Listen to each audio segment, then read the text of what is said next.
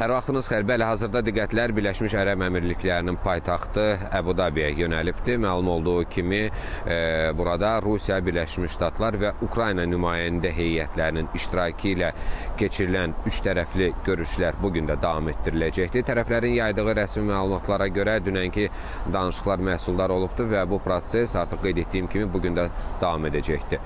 Məlum olduğu kimi, Rusiya, Birləşmiş Ştatlar və Ukrayna arasında təhlükəsizlik məsələləri üzrə yaradılan üç tərəfli işçi qrupunun bu ilk iclasıdır və Ukrayna tərəfinin yaydığı məlumatda qeyd olunur ki, Əbu-Dabidə aparılan danışıqlarda münaqişənin başa çatdırılması ilə bağlı parametrlər müzakirə olunur. Qərb mediasının məlumatına əsasən isə danışıqların ən həssas mövzularından biri ərazi məsələsidir və Rusiya tərəfi döyüşlərin dayandırılması üçün Ukraynanın Donbas regionunun tam şəkildə Rusiyaya verilməsini tələb edir.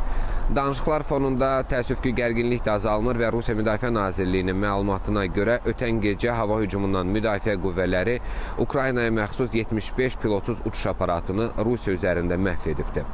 Ekspertlərin isə fikrincə Əbu-Dabidəki danışıqlar münaqişənin gələcək taleyi baxımından mühüm mərhələ hesab olunur və bugünkü görüşlərin konkret nəticələr verib-verməyəcəyi isə yaxın saatlarda daha aydın olacaqdır.